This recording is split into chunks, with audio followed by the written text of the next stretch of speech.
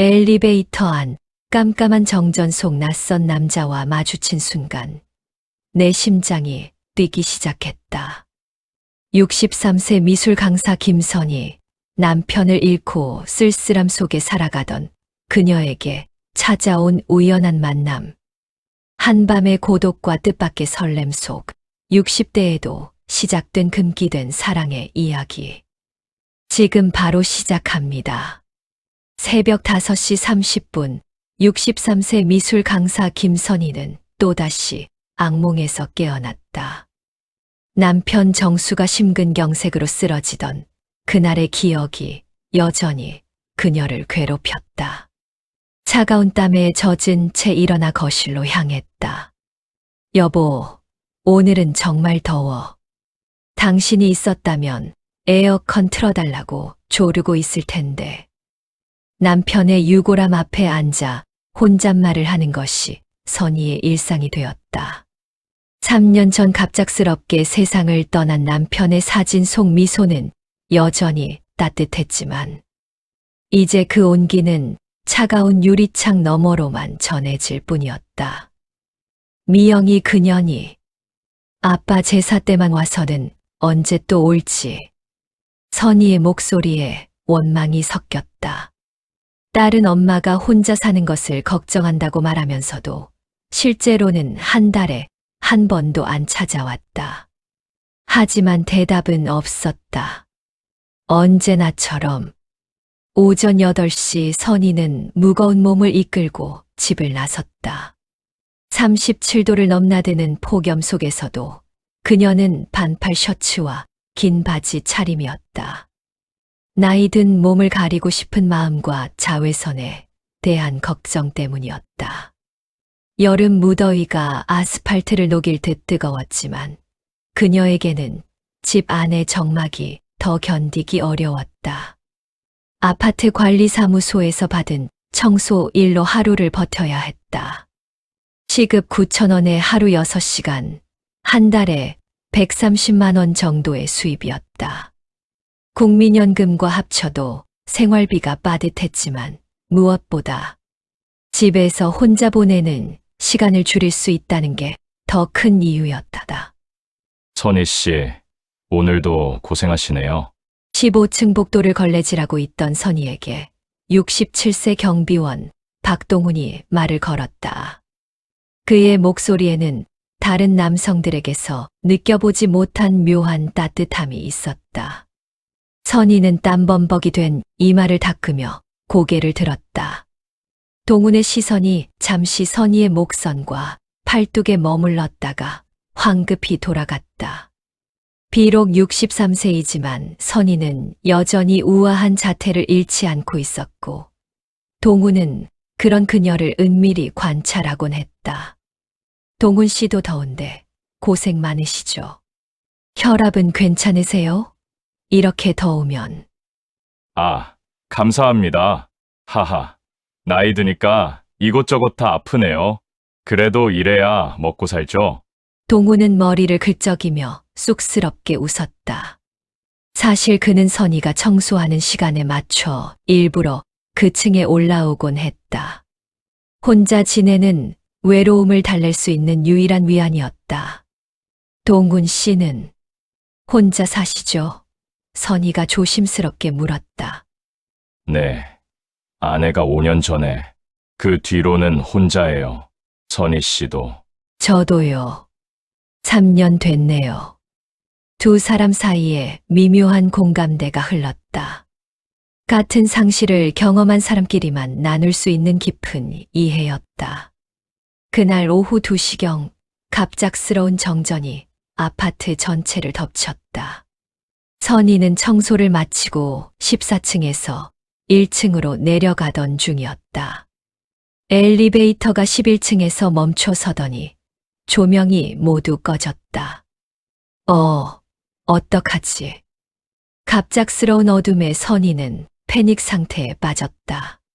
좁은 공간에 혼자 갇혀 있다는 생각에 숨이 막혔고 심장이 미친 듯이 뛰기 시작했다.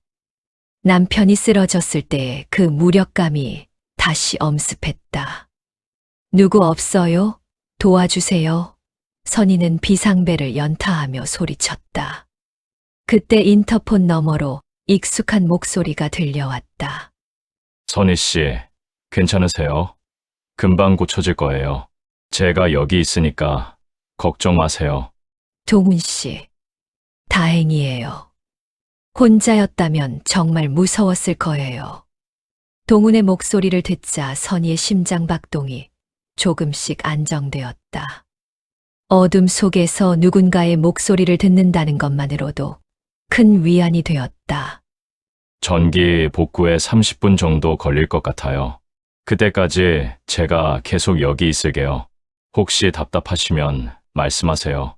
어둠이라는 가면 뒤에서 두 사람은 처음으로 진솔한 대화를 나누기 시작했다. 동훈 씨, 밤에 잠이 안 올 때는 뭘 하세요? 글쎄요. 보통은 술을 마시죠. 소주 한잔 하면 그나마 좀 나아져요. 선희 씨는요? 저는 남편과 찍은 사진을 보거나 아니면 그냥 TV를 틀어놔요. 소리라도 나야 덜 무서우니까요. 혼자 있는 밤이 제일 힘들죠. 동훈의 목소리에 깊은 그리움과 외로움이 묻어났다. 가끔은 누군가가 옆에 있었으면 하는 생각이 들어요. 선희는 가슴 깊은 곳에서 무언가가 뜨겁게 꿈틀거리는 것을 느꼈다. 심장이 묘하게 두근거렸다. 남편이 죽은 후 3년 만에 느끼는 낯선 떨림이었다. 저도 그래요. 가끔은 누군가와 이렇게 이야기만 해도 좋을 것 같아요. 어둠 속에서 선희는 자신도 모르게 입술을 살짝 핥았다. 동훈의 목소리가 이상하게 매력적으로 들렸다. 선희 씨 목소리는 참 부드러우세요. 아마 학생들이 많이 좋아했을 거예요. 그런가요? 남편은 한 번도 그런 말을 안 해줬거든요. 두 사람의 대화는 점점 더 은밀해져 갔다. 어둠이 주는 익명성이 평소라면 할 수 없었을 고백들을 가능하게 했다. 30분 후 전기가 복구되어 엘리베이터 문이 열렸을 때 동훈이 걱정스러운 표정으로 기다리고 있었다. 갑작스럽게 쏟아진 밝은 빛에 두 사람은 서로를 제대로 바라볼 수 없었다. 정말 괜찮으세요? 얼굴이 좀 붉어 보이는데. 아, 그냥 더워서 그래요. 사실 선희의 붉어진 얼굴은 더위 때문만이 아니었다. 방금 전 나눈 은밀한 대화가 그녀의 마음 깊숙한 곳을 건드렸던 것이다. 고마워요. 동훈 씨가 있어서 다행이었어요. 정말로. 두 사람은 서로를 바라보며 미소를 지었다. 하지만 그 미소 뒤에는 어둠 속에서 싹튼 묘한 감정이 숨어 있었다. 그날 밤 선희는 잠들기 전 거울을 보며 자신의 모습을 유심히 살펴봤다. 63세의 나이에도 여전히 매력적인 면이 있다고 생각했다. 그리고 동훈의 목소리를 떠올리며 3년 만에 처음으로 혼자가 아니라는 느낌을 받았다. 둘 모두는 무언가 돌이킬 수 없는 변화가 시작되었다는 것을 직감적으로 느끼고 있었다. 정전 사건 이후 일주일, 선희와 동훈은 서로를 의식하지 않을 수 없었다. 선희가 청소를 시작하는 오전 10시만 되면 동훈은 어김없이 그 층에 나타났다. 처음에는 우연인 척했지만 이제는 두 사람 다 그것이 의도된 만남임을 알고 있었다. 선희 씨, 오늘은 좀 일찍 오셨네요. 동훈이 9층 복도에서 선희를 기다리고 있었다. 네. 집에 있으니까 답답해서요. 선희는 동훈을 보자 왠지 모를 설렘을 느꼈다. 요즘 들어 거울 앞에서 보내는 시간이 늘었고 청소복도 좀 더 신경 써서 입게 되었다. 선희 씨 남편분은 어떤 분이셨어요? 동훈이 조심스럽게 물었다. 며칠 전부터 그녀의 과거가 궁금해졌던 것이다. 선희는 걸레질을 멈추고 창밖을 바라봤다. 자상한 사람이었어요. 하지만 말을 멈춘 그녀의 표정에 미묘한 그림자가 드리웠다. 솔직히 말하면 우리는 연애 결혼이 아니었거든요. 중매로 만나서 그냥 의무적으로 살아왔달까요. 아, 동우는 의외의 고백에 놀랐다. 남편은 좋은 사람이었지만 제게 여자로서의 설렘을 준 적은 한 번도 없었어요. 선희의 목소리가 작아졌다. 이런 말 하면 이상하게 들릴까요? 전혀요. 저도 비슷했거든요. 동훈의 고백이 이어졌다. 저도 아내를 5년 전에 잃었어요. 암이었죠. 마지막 2년간은 정말 간병만 했어요. 남편으로서가 아니라 간병인으로. 두 사람 사이에 깊은 침묵이 흘렀다. 서로의 상처와 외로움이 공명하고 있었다. 마지막엔 정말 많이 아파했는데 그때 저는 아내가 빨리 편해졌으면 좋겠다는 생각만 했어요. 그게 사랑인지 동정인지 구분이 안 되더라고요. 선희는 동훈의 솔직한 고백에 가슴이 뜨거워졌다. 이렇게 진솔하게 자신의 속마음을 털어놓는 남자는 처음이었다. 동훈 씨, 혹시 외로우실 때는 뭘 하세요? 그냥 술 마시거나 TV 보거나 가끔은 동훈이 머뭇거렸다. 가끔은 젊었을 때 생각을 해요. 만약 다른 사람과 만났다면 어땠을까 하고. 선희의 심장이 빨리 뛰기 시작했다. 이런 대화를 나누는 것 자체가 위험하다는 걸 알면서도 멈출 수 없었다. 그날 저녁 7시 선희의 집에 비상사태가 발생했다. 부엌 수도꼭지에서 물이 새기 시작한 것이다. 관리사무소에 전화를 걸었지만 이미 퇴근 시간이라 다음 날 오전에나 수리가 가능하다는 답변만 돌아왔다. 어떡하지? 이렇게 새면 아래층에 피해를 줄 텐데. 선희가 당황하고 있을 때 복도에서 동훈의 목소리가 들렸다. 선희 씨, 무슨 일이세요? 문을 열자 동훈이 걱정스러운 표정으로 서 있었다. 수도꼭지에서 물이 새요. 어떡하면 좋을까요? 제가 한번 봐드릴게요. 젊을 때 배관 일을 했거든요.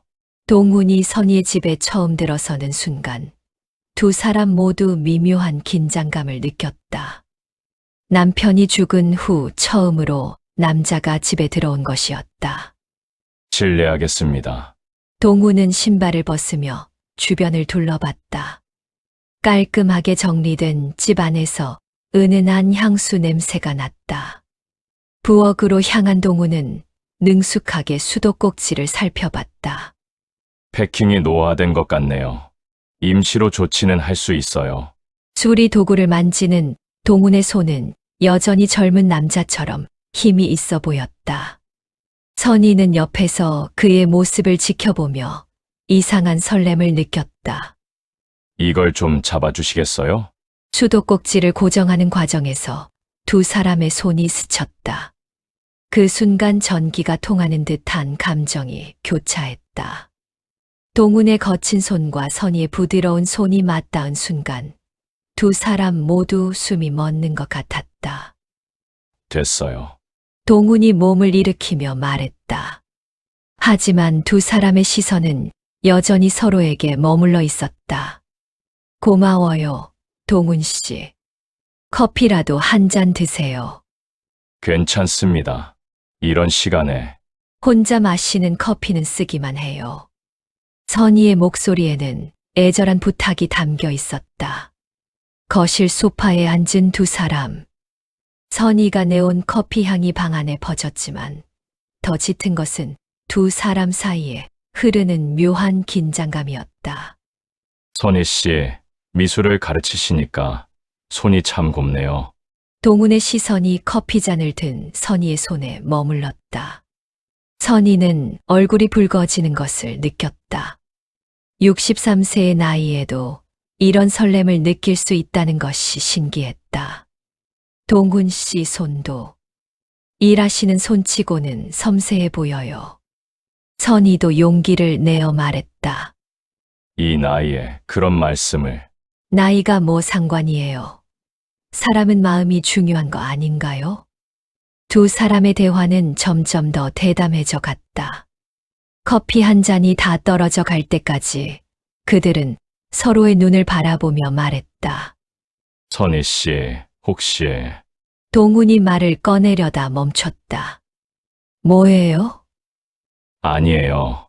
너무 이상한 말인 것 같아서. 괜찮아요. 말해봐요. 가끔 선희 씨를 보면 마음이 편해져요. 이런 감정을 느끼는 게 맞는지 모르겠지만 선희의 심장이 쿵쿵거렸다. 저도 마찬가지예요. 동훈 씨와 이야기하면 시간 가는 줄 몰라요. 밤 9시가 넘어서야 동훈이 자리에서 일어났다. 너무 늦었네요. 이만 가봐야겠어요. 현관문까지 배웅하며 선희는 아쉬움을 감출 수 없었다. 또 뵐 수 있을까요? 당연하죠. 내일도 청소하시죠. 네. 그날 밤 두 사람은 각자의 집에서 오늘의 만남을 되새겼다. 위험하다는 걸 알면서도 그 위험함이 오히려 더 강렬한 끌림으로 다가왔다. 한 달이 지나면서 선희와 동훈의 관계는 점점 깊어졌다. 이제 그들은 청소 시간뿐만 아니라 저녁에도 만났다. 함께 동네를 산책하고 가끔은 조용한 카페에서 차를 마시며 시간을 보냈다. 선희는 오랫동안 잊고 있던 여성으로서의 설렘을 다시 느끼고 있었다. 동훈 씨, 저 정말 오랜만에 행복해요. 공원 벤치에 앉아 선희가 말했다. 저도 그래요. 이런 감정을 다시 느낄 수 있을 줄 몰랐어요. 동훈은 선희의 어깨에 자연스럽게 손을 올렸다. 63세의 선이었지만 동훈의 눈에는 여전히 매력적인 여성이었다. 사람들이 보면 어떻게 생각할까요? 선희가 주변을 둘러보며 말했다. 상관없어요. 우리가 행복하면 되는 거 아닌가요? 하지만 선희는 최근 아파트 주민들의 시선이 달라진 것을 느끼고 있었다. 복도에서 마주치면 수군거리는 소리가 들렸고 관리사무소 앞을 지날 때면 의미심장한 눈빛들이 따라왔다. 그러던 토요일 오후 선희의 딸 미영이 갑작스럽게 집에 찾아왔다. 회사 동료의 결혼식에 다녀온다며 연락했던 것과는 달리 그녀의 표정은 심각했다. 엄마, 잘 계셨어요? 미영아, 갑자기 웬일이야? 결혼식은? 그것보다 미영은 가방을 내려놓으며 날카로운 눈빛을 보냈다. 엄마, 아파트 주민들이 수상한 얘기를 하더라고요. 엄마가 경비 아저씨랑 뭔가 있다고? 선희의 얼굴이 순간 굳어졌다. 미영아, 그건. 엄마, 설마 정말이에요? 미영의 목소리가 높아졌다. 아빠 돌아가신 지 겨우 3년밖에 안 됐는데 벌써 다른 남자를? 미영아, 너무 큰 소리로. 부끄럽다는 걸 아시는군요. 미영의 목소리는 더욱 날카로워졌다. 63세 할머니가 무슨 연애를 해요? 그것도 하필 경비 아저씨를? 선희는 딸의 말에 가슴이 찢어지는 것 같았다. 예상은 했지만 이렇게 매몰차게 반응할 줄은 몰랐다. 미영아, 엄마도 사람이야. 혼자 있는 게 얼마나 외로운지 알아? 외로우면 취미생활이나 종교활동을 하시지. 왜 남자를 만나요? 그건 네가 결정할 일이 아니야. 엄마, 미영이 소리쳤다. 사람들이 뭐라고 하는지 아세요? 우리 가족이 얼마나 창피한 상황에 놓였는지. 사람들 눈치만 보며 살라고? 그래도 그렇지. 하필 경비 아저씨를? 아빠는 대학 교수셨는데 이제 와서 그런 사람과. 미영의 말은 계급 의식이 깔린 편견이었다. 선희는 딸의 이런 모습에 실망을 감출 수 없었다. 동훈 씨는 좋은 분이야. 네가 뭘 알고. 좋은 분이라고 해서 연애 대상이 되는 건 아니죠? 엄마, 제발 정신 차리세요. 그 나이에 무슨 사랑이에요? 내 나이가 뭐가 잘못됐는데. 엄마는 이제 할머니세요. 손자 돌보고 자식 뒷바라지하며 사셔야 할 나이라고요. 그 말에 선희는 완전히 무너져 내렸다. 딸이 자신을 이미 끝난 사람으로 취급하고 있다는 걸 깨달았다. 미영아, 엄마는 아직 살아있어. 감정도 있고 외로움도 느끼고. 그런 감정은 이제 접으시라고요. 아빠한테 미안하지도 않아요. 미영은 거실 한편에 있는 아버지의 사진을 가리켰다. 엄마가 다른 남자와 손잡고 다니는 걸 아빠가 어떻게 생각하실까요? 그날 밤 미영이 돌아간 후 선희는 떨리는 손으로 동훈에게 전화를 걸었다. 동훈 씨, 선희 씨, 목소리가 왜 그러세요? 동훈 씨, 우리 잠시 거리를 두는 게 좋을 것 같아요. 전화 너머로 동훈의 당황스러운 침묵이 흘렀다. 무슨 일이세요? 갑자기. 딸이 알게 됐어요. 너무 반대해서. 사람들도 다 알고 있다고 하고. 아, 미영이가 제가 부끄러운 엄마라고 하더라고요. 그 나이에 무슨 사랑이냐고. 선희의 목소리가 떨렸다. 선희 씨, 제가 선희 씨한테 상처를 드린 건가요? 아니에요. 동훈 씨 잘못이 아니에요. 저도 제가 너무 나이를 잊고 살았나 봐요. 동훈의 침묵이 길게 이어졌다. 그도 최근 주변의 시선을 의식하고 있었던 터였다. 알겠습니다. 선희 씨가 힘들어 하시는 걸 보고 싶지 않아요. 고마워요. 정말 고마웠어요.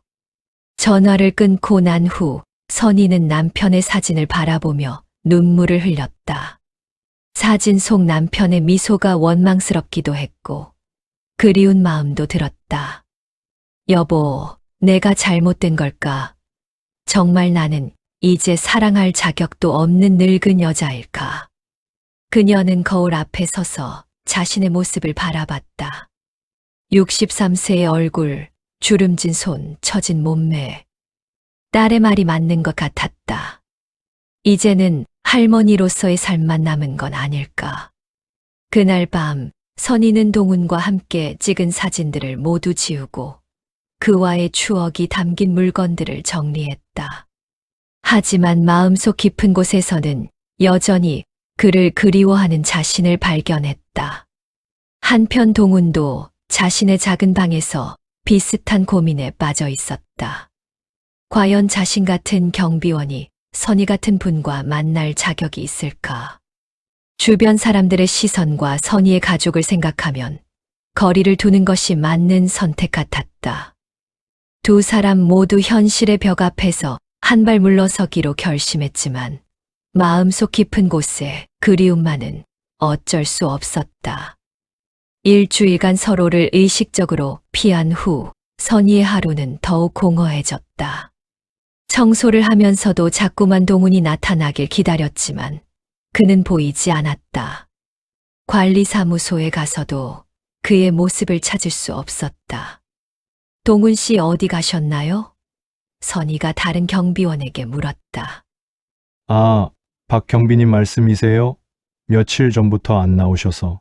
선희는 불안한 마음에 동훈의 집 앞까지 가봤지만 용기가 나지 않아 그냥 돌아올 수밖에 없었다. 딸의 말이 자꾸 떠올랐다. 그 나이에 무슨 사랑이에요? 그러던 화요일 오후 선희는 충격적인 소식을 듣게 되었다.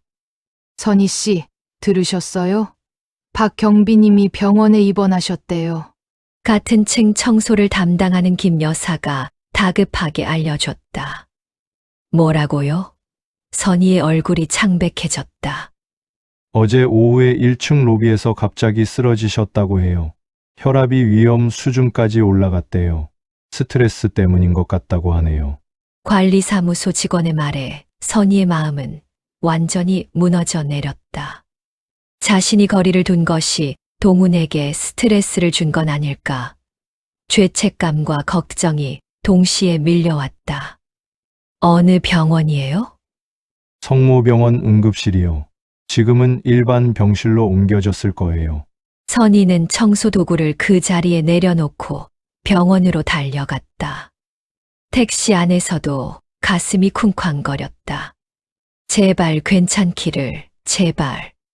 병원 안내 데스크에서 동훈의 병실을 확인하고 6층으로 올라갔다. 606호 4인실 병실 문 앞에서 선희는 잠시 망설였다.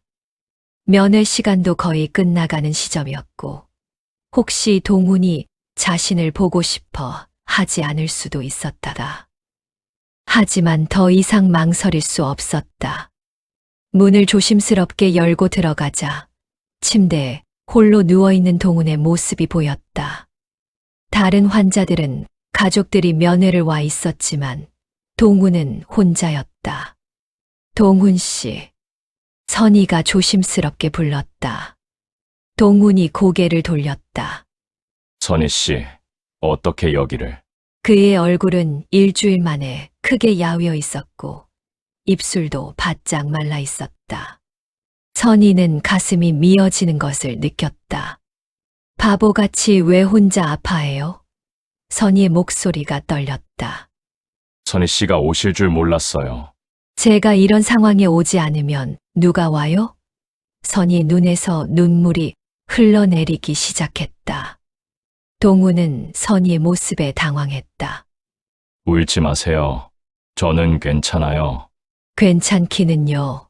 이렇게 야윈 얼굴로 무슨 괜찮다는 말이에요. 선희는 침대 옆 의자에 앉으며 동훈의 손을 잡았다. 그의 손은 차갑고 거칠었지만 그녀에게는 세상에서 가장 소중한 온기였다. 선희 씨, 제가 선희 씨한테 피해만 드리는 것 같아요. 동훈이 힘없이 말했다. 무슨 피해요? 저는 이미 늙은 남자예요. 건강도 좋지 않고 선희 씨에게 짐만 될 뿐이에요. 그런 말 하지 마세요. 제가 판단할 일이에요. 하지만 따님도 반대하시는데 선희 씨 가족에게 상처를 주고 싶지 않아요. 동훈의 말에 선희는 더욱 마음이 아팠다. 이 착한 사람이 모든 걸 자기 탓으로 돌리고 있었다. 동훈 씨, 저 정말 솔직히 말할게요. 선희가 동훈의 손을 더 꽉 잡으며 말했다. 저는 처음으로 진짜 사랑이 뭔지 알 것 같아요. 남편과 함께 했을 때는 의무와 책임이었는데 지금은 진짜 가슴이 뛰어요. 동훈이 놀란 눈으로 선희를 바라봤다. 결혼 생활 26년 동안 한 번도 이런 감정을 느껴본 적이 없어요. 동훈 씨를 만나고 나서야 알았어요. 사랑이 이런 거였구나 하고. 선희 씨, 제가 동훈 씨를 포기하는 건 제 인생에서 처음이자 마지막 진짜 사랑을 포기하는 거예요. 그럴 수 없어요. 두 사람은 서로를 바라보며 말없이 손을 잡고 있었다. 병실 안에 다른 환자들과 보호자들의 시선이 느껴졌지만 그런 것들은 중요하지 않았다. 선희 씨, 제가 건강해질 수 있을까요? 당연하죠. 제가 돌봐드릴게요. 그날 저녁 집에 돌아온 선희는 거울 앞에서 오랫동안 자신을 바라봤다. 63세의 자신이 사랑을 한다는 게 정말 우스꽝스러운 일일까? 하지만 동훈의 야윈 얼굴을 생각하니 그런 것들이 중요하지 않았다. 밤 10시 선희는 딸에게 전화를 걸었다. 미영아? 엄마, 왜 이렇게 늦게 전화를? 미영아, 엄마 말 좀 들어봐. 엄마, 또 그 얘기예요? 이미 정리된 일 아니에요? 동군 씨가 병원에 입원했어. 전화 너머로 잠시 침묵이 흘렀다. 그래서요? 미영아, 엄마가 언제까지 살 것 같아? 10년, 20년, 선희의 목소리가 떨렸다. 그 시간을 혼자 외롭게 보내라고? 엄마, 너는 너 가정 있고 너만의 인생이 있잖아. 엄마는 언제까지 혼자서 남편 사진만 보고 살아야 해? 딸의 목소리가 잠시 멈췄다. 엄마, 그렇다고 해서 미영아, 엄마도 사람이야. 누군가와 함께 웃고, 이야기하고, 손잡고 걷고 싶어. 그게 그렇게 잘못된 일이니? 엄마가 동훈 씨랑 있을 때가 3년 만에 처음으로 행복했어. 근데 그 행복도 포기하고 살라고? 전화 너머로 딸의 한숨이 들렸다. 엄마, 정말 그분을 사랑하세요? 그래. 63살에 처음 알았어. 진짜 사랑이 뭔지. 그날 밤 선희는 처음으로 자신의 감정에 확신을 가졌다. 나이도 주변 시선도 딸의 반대도 중요하지 않았다. 동훈과 함께하는 시간이 자신에게는 인생의 마지막 선물 같았다. 동훈이 퇴원한 지 일주일이 지났다. 선희는 매일 밤 잠들기 전 천장을 바라보며 같은 생각을 반복했다. 이대로 평생 혼자 살 건가? 딸 미영과의 통화에서 들었던 차가운 목소리가 귓가에 맴돌았다. 엄마, 나이 드신 분들이 왜 그래요? 조용히 사시면 안 돼요? 하지만 선희는 더 이상 참을 수 없었다. 63년을 살아오면서 처음으로 느끼는 이 떨림을 포기할 수는 없었다. 젊은 시절 남편과 함께했던 시간도 이렇게 가슴 뛰지는 않았는데 동훈과 함께 있을 때만큼은 마치 20살짜리 소녀가 된 것 같았다. 다음 날 오후 선희는 용기를 냈다. 동훈에게 전화를 걸었다. 동훈 씨, 우리 여행 가요. 수화기 너머로 놀란 기색이 느껴졌다. 여행이요? 바닷가에서 며칠 보내요. 우리만의 시간을. 선희의 목소리는 떨렸지만 단호했다. 동훈의 눈이 반짝였다. 병원에 입원해 있는 동안 내내 선희를 그리워했던 그였다. 하지만 곧 현실적인 걱정이 앞섰다. 사람들이 뭐라고 할까요? 우리 나이에. 상관없어요. 우리가 행복하면 되는 거 아닌가요? 선희의 대답은 확고했다. 동훈 씨, 저는 이제 다른 사람들 눈치 보며 살고 싶지 않아요. 제 마음에 솔직하고 싶어요. 부산 해운대 근처의 작은 펜션에서 보낸 3일은 두 사람에게 새로운 세상이었다. 첫날 저녁 선희는 별채를 따로 잡겠다고 했지만 동훈이 정중하게 말렸다. 선희 씨, 저는 그런 사람이 아니에요. 그냥 함께 있는 것만으로도 충분해요. 두 사람은 마치 20대 연인처럼 손을 꼭 잡고 바닷가를 걸었다. 석양이 질 무렵 주황빛 하늘 아래서 선희는 오랜만에 스케치북을 꺼냈다. 남편이 세상을 떠난 후 10년 동안 한 번도 만지지 않았던 연필과 물감이었다. 뭘 그리세요? 동훈이 조심스럽게 물었다. 바다요. 그리고 선희는 잠시 망설이다가 수줍게 말했다. 동훈 씨도 그리고 싶어요. 동훈은 그녀의 모습을 바라보며 가만히 앉아 있었다. 집중해서 그림을 그리는 선희의 옆모습이 얼마나 아름다운지 새삼 깨달았다. 흰머리가 바람에 날리는 모습조차 그에게는 한 폭의 그림 같았다. 둘째 날 밤 펜션 마당에서 맥주 한 캔씩을 나눠 마시며 동훈이 입을 열었다. 선희 씨, 고백할 게 있어요. 뭐예요? 사실 처음 봤을 때부터 마음에 들었어요. 동훈의 목소리는 떨렸다. 아파트에서 혼자서 묵묵히 청소하시는 모습이 예뻤거든요. 그런데 말을 걸 용기가 없었어요. 선희는 웃음을 터뜨렸다. 오랜만에 들어보는 자신의 웃음소리가 낯설게 느껴졌다. 저도요.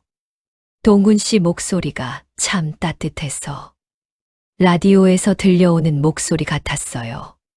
자꾸만 듣고 싶었거든요. 그래서 제가 말을 걸 때마다 그렇게 웃으셨군요. 네, 그래서였어요.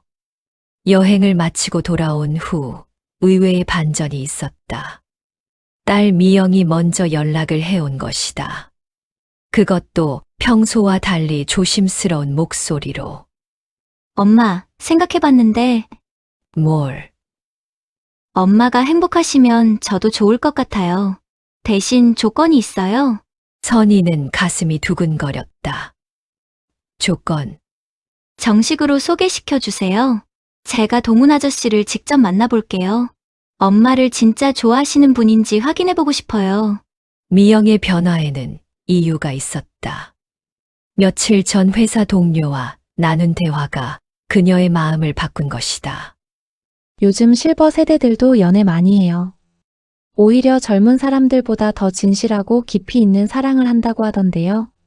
그래도 우리 엄마는 미영 씨, 어머님이 행복하시면 되는 거 아닌가요? 나이가 들수록 외로움이 더 클 텐데. 첫 만남은 어색했다. 미영은 동훈을 날카롭게 관찰했고, 동훈은 긴장한 나머지 물컵을 2번이나 엎을 뻔했다. 하지만 시간이 지나면서 동훈의 진실한 마음은 미영에게도 전해졌다. 저희 엄마 이야기를 하실 때 정말 행복해 보이세요. 미영이 말했다. 엄마를 진짜 아끼시는 게 보여요. 하지만 건강관리 잘하세요.